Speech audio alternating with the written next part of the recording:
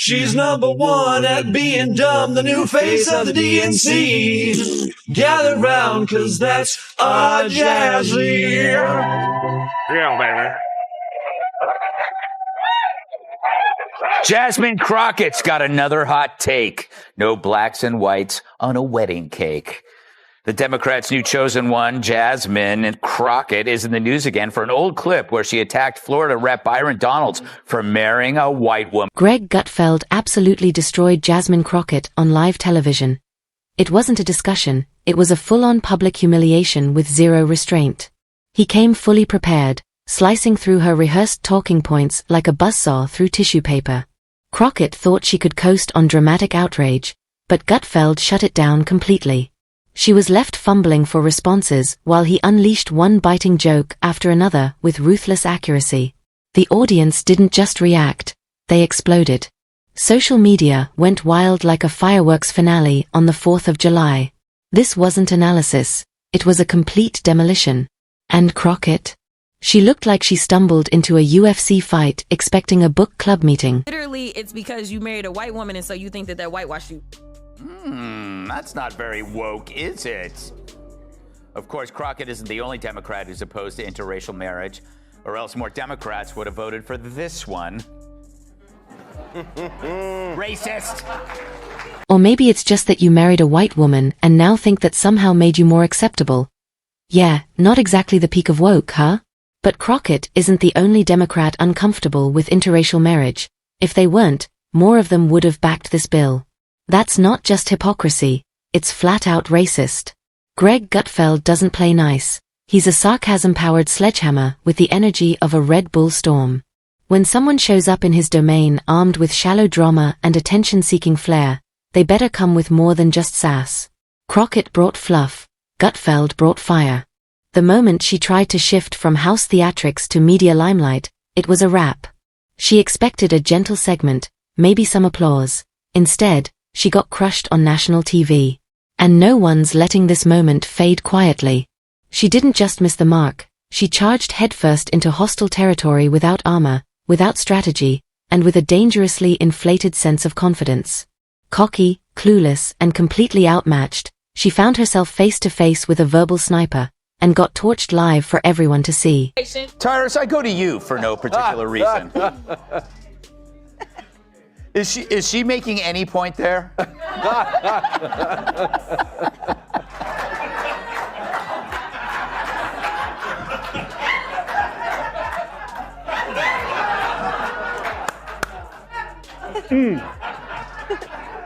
Like this makes me wish my mom made different father choices. Because we all get sucked into this. Like, this is... If you're going to talk about black history, at least know it. This is... At least know it, okay? Let's be honest, Jasmine Crockett isn't exactly known for in-depth policy expertise. She resembles a social media influencer more than a serious legislator. Think viral rants, catchy slogans, and TikTok-style meltdowns packaged as activism. Every press conference is her spotlight, every hearing a dramatic performance. To her supporters, that's called fighting for justice. To everyone else, it's just loud theatrics. But Greg Gutfeld doesn't entertain noise. He cuts through it with razor-sharp sarcasm and a smirk that says, "I already know how this ends." He stepped in and shredded her act. No gimmicks, no soft punches, just hard truths delivered with ruthless accuracy. When Crockett pulled out her usual combo of race-baiting, dodging, and showy antics, Gutfeld didn't flinch. He lit it all up. He said out loud what many were thinking. Crockett isn't a serious public servant. She's a spotlight seeker riding waves of outrage and viral chaos to stay relevant. And Gutfeld didn't sugarcoat it. She wasn't asking real questions. She was reciting pre-written speeches like it was open mic night at some amateur political theater. It goes back to, that was 45 seconds of some of the, like, Kamala, you good right now. That was some of the dumbest I ever heard in my life. Here's the thing. This goes back to what we talked about earlier. They never have a solution. Just listen to your dumbass talk. You want to talk about agriculture? Why don't you fix the lottery? Why don't you make it easier for people who want to come into this country to work in agriculture and equitation and factories? Get rid of the lottery. Open it up. Talk to the president. Like, hey, we got a plan. We want to make it easier for people who can vet and come in and work in this country. Come up with an idea besides, any of y'all want to pick cotton? We're like, we're in suits in the middle of the Midwest. Why would we pick cotton? It's like the extreme stupidness of what she speaks. I'm so angry right now. There were no real arguments, just rehearsed one-liners and dramatic pauses designed to chase likes, not deliver facts. But in Gutfeld's world, that kind of performance ranks at the bottom, a political version of a reality TV audition. The takedown wasn't loud or chaotic because it didn't need to be. It was precise, cold, and brutal. Gutfeld didn't shout. He elevated the conversation. He simply held up a mirror, and what it reflected wasn't strength or substance, but pure showmanship. He cut right through her performance, revealing the hollow slogans, glaring contradictions, and buzzwords strung together with almost no logic. And let's not kid ourselves. This isn't an isolated incident. Crockett's entire public persona is built on viral outbursts. She's turned House hearings into her own theatrical platform, complete with exaggerated expressions, dramatic timing, and soundbites crafted for headlines. Every time a camera light turns on, she's got another meltdown queued up, like clockwork. Gutfeld didn't just respond, he dismantled the entire act. And this time, no one was laughing with her. She's so rotten, she wants migrants picking cotton. We present to you Democratic Congresswoman Jasmine Crockett, who made this shocking argument why America needs immigrants. Roll it, Alfred. So I had to go around the country and educate people about what immigrants do for this country, or the fact that we are a country of immigrants. Right. The fact is, ain't none of y'all trying to go and farm right now.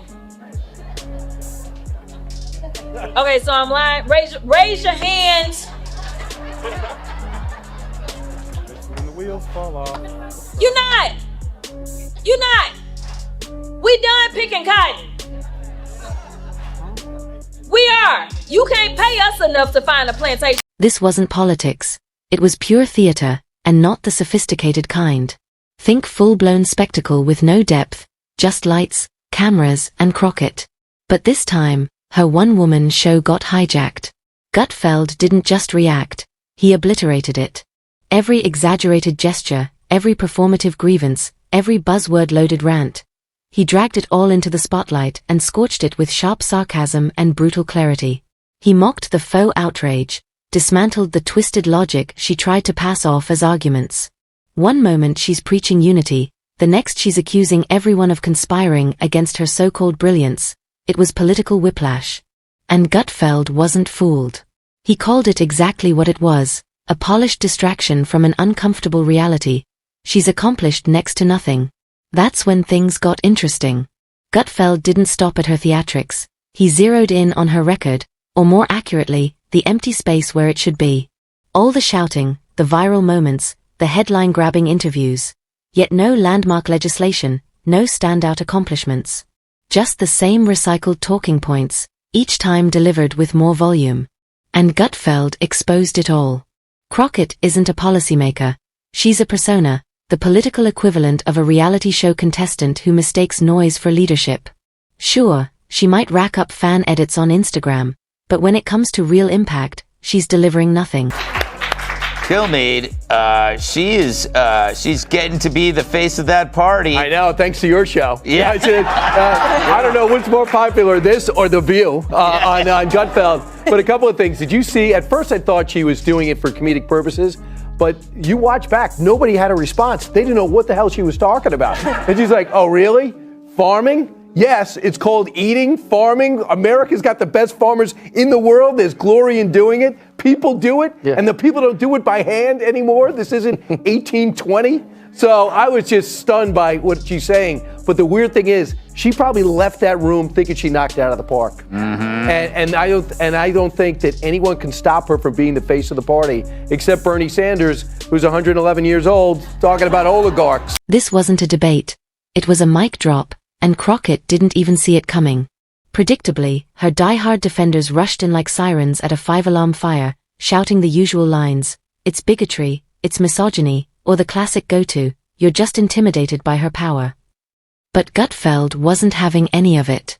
He cut through the noise like a scalpel through warm butter, delivering one clear message. Criticism isn't hate, it's called accountability. And if that's too much to handle, Maybe politics isn't your arena. Meanwhile, the internet went wild. Memes poured in like a monsoon. One viral edit showed Gutfeld towering over a cartoonish Crockett with the caption, "Sit down and learn something." Others replayed the takedown like it was a UFC head kick, vicious, clean, and unforgettable. Let's not pretend Crockett was blindsided either. She wasn't dragged into this. She signed up for it, mic in hand, dripping with attitude and pre-written zingers but no actual strategy. She strutted into the spotlight thinking she'd dominate the moment, and walked straight into a human buzzsaw named Gutfeld. While she tried to spin the story, cry foul, and drown the room in volume and theatrics, Gutfeld stayed ice-cold and deadly. He showed up with facts, ruthless comebacks, and sarcasm sharp enough to cut steel. Do you have an opinion on this? Or should I move on to somebody? No, I just... It has to come from me. Yes. Okay. None of y'all are qualified. Not just for one thing, I'm mad at Charmaine the guy because he should have kicked her out. See, the problem is that we are allowing our own culture to be openly racist and get away with it. Now, if a white person is offended by that, and they should be, they say something, it's like, it's not the same thing. But if you say that and another brother looks at you and goes, man, you wrong for that. And I don't want you on my show. Get the hell out. Because I'm telling you right now, if I was not on the show, which happens sometimes, and someone was sitting in his chair and he was complaining about black men this and black that, and they shouldn't be here. And you know what happens when a white woman marries a black guy? You would not have seen that guy in the next segment. He would have kicked his ass off because you're not going to talk about somebody that I care about like that, or another person like that. That's the problem. She came in throwing shade. He brought the heat. And under that spotlight, she got scorched. It was like watching someone try to battle a wildfire with glitter. Flashy, sure, but completely useless and painfully outclassed. Even her own allies began to backpedal, slowly and quietly, like they didn't want to be caught in the blast radius. They knew this wasn't just a misstep, it was a full-scale meltdown. But Gutfeld wasn't just clapping back at one weak performance. He was going after the entire spectacle that Crockett represents. The influencer-style politics built on optics, not outcomes. All angles, no impact. He pulled the curtain back on that kind of politician. The ones chasing hashtags over hard results, confusing viral fame for actual value. And he did it with a level of savage wit that demanded attention. Then came the real mic drop. After dismantling her logic, roasting the theatrics, and highlighting the glaring lack of achievements, Gutfeld doubled down, reminding everyone what leadership really looks like. It's not yelling, blaming, or chasing likes. It's about putting in the work, making real progress, and delivering substance over sound bites. And that's the harsh truth Jasmine Crockett had to swallow. Because when you crave the spotlight but avoid the grind, someone like Greg Gutfeld will always be waiting. Ready to shred your script, tear off the mask, and serve up reality with a flaming side of humiliation.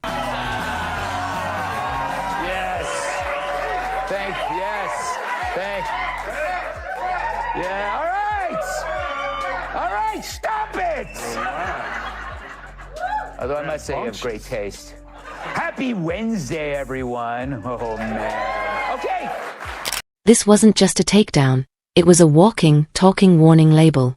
Greg Gutfeld didn't simply roast Jasmine Crockett's performance. He turned it into a blueprint for exposing every politician chasing fame over function. Every self-proclaimed lawmaker addicted to the instant gratification of retweets and TikTok applause just got hit with a brutal dose of reality, and it burned.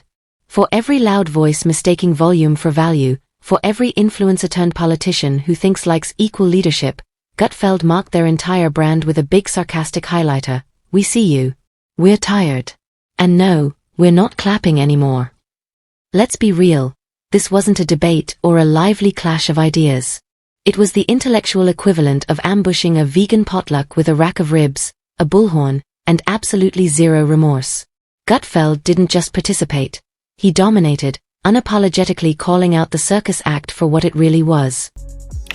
Jesse, they called Musk a Nazi, and next thing you know, you got swastikas on cars. They called Trump Hitler and a Nazi and a fascist, and he got shot. So I don't really ever see that happening on the Republican side when we make fun of Democrats. It's also about the supporters. It's not just the leaders. It seems like Democrats are easily programmed to do bad things. Yes, they are. They're very easily programmed, Greg. I made you say they cursed, now they thirst for blood. Jasmine Crockett is upping her temper tantrums, now saying the only way Democrats can win elections is by throwing hands. I think you punch. I think you're okay with you okay with punching. It's Ted Cruz. I mean, like, this dude has to be knocked over the head, like, hard, right? Crockett came in trying to energize the room with her usual formula. Outrage plus buzzwords equals applause. But this time, it completely tanked. The crowd wasn't buying it. No cheers, no viral momentum, just that painful kind of silence that hits when someone attempts a backflip and faceplants in front of a live audience.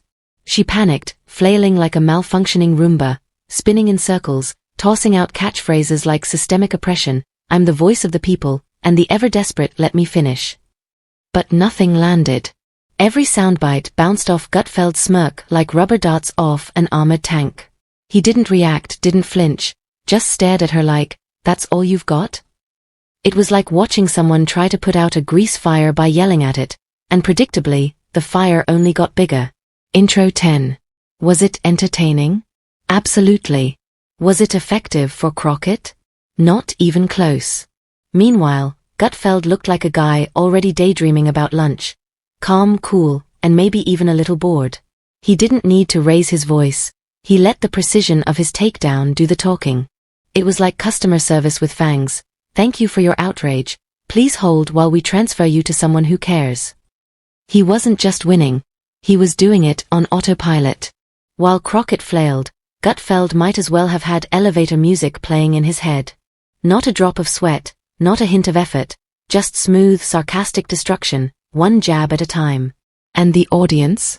They weren't just watching, they were thriving on it. Every punchline landed like a confetti cannon in a room full of inflated egos. Laughter erupted, heads turned, jaws hit the floor. What was supposed to be Crockett's big moment morphed into a brutal masterclass in political self-destruction, live, raw, and unforgettable. Now she claims that she wasn't talking about Abbott's wheelchair at all. Yet she's mentioned Abbott's wheels before. In 2022, she posted Beto's rolling around the state. Where's Abbott rolling to? And according to the Washington Free Beacon, Crockett also liked several Facebook comments referring to Abbott as Hot Wheels back in 2020. Her supporters scrambled to do damage control. Tweets flew, think pieces poured out, and someone definitely posted a teary-eyed Instagram caption about protecting black voices or mass noir. But none of it could undo the damage. The fire had already ripped through the stage, and this wasn't just a misstep, it was a full-blown collapse of the persona she'd spent so long constructing. The curtain got yanked back, and instead of a fearless truth-teller, people saw a clout chaser caught off guard. The Empress wasn't just exposed, she was live-streaming the downfall, hashtags and all. Meanwhile, Gutfeld had already exited the battlefield, smirking like a guy who just finished a job well done. This wasn't just another messy political exchange. It was a cultural autopsy in real time. Gutfeld didn't just dismantle Jasmine Crockett, he ripped apart the entire influencer-politician formula, the kind who trade integrity for internet fame, who believe tantrums equal activism, who confuse clout for competence and loudness for leadership. He laid them all bare, and did it without even breaking a sweat. That's what made it hurt more. He didn't yell. He didn't pound the table. No theatrics, no heat. Just cold, calculated takedown delivered with the dry wit of a late-night assassin and the quiet exasperation of someone who's watched the same hollow performance too many times. He wasn't angry. He was bored. And somehow, that cut deeper than any insult ever could. Is she gonna keep this thing that she wasn't talking about, the wheelchair? Yeah. Come on, babe, you know you're full of and all that, Jasmine. I think what happened was AOC was like, you guys, I need to triangulate and be serious now because I'm going to be a senator. So someone has to be a talking attention whore. Who's it going to be? And Jasmine raised her hand and goes, excuse me, Congresswoman Cortez, I speak jive. What it is, mama. Crockett stood there, still clutching the mic, still waiting for applause that was never coming. It felt like watching someone pour their heart into a karaoke performance only to realize the room was empty and the mic was never even plugged in. She brought everything, the buzzwords, the passion, the attitude, but it wasn't enough. Because here's the hard truth. Volume isn't vision, hashtags aren't policy, and throwing shade doesn't make you a leader. This wasn't about left or right anymore. It was realness versus performance, substance versus spectacle. And in that arena, Gutfeld didn't just dismantle a congresswoman. He spotlighted an entire generation of empty noise. He didn't simply roast one person, he exposed a growing infection in American politics, the rise of the viral politician. The ones who treat Congress like an influencer house, where the floor is a stage and every bill is just another TikTok moment waiting to happen. But politics isn't a set. It's not a Netflix audition, and it's definitely not a place to chase online fame while ignoring real results. When you turn public service into performance art, when you mistake noise for leadership, someone like Greg Gutfeld will always be waiting in the wings, mic in hand, facts locked and loaded, ready to flip the script. Not just end the show, but rewrite it as a cautionary tale. And Jasmine Crockett? She just became Exhibit A.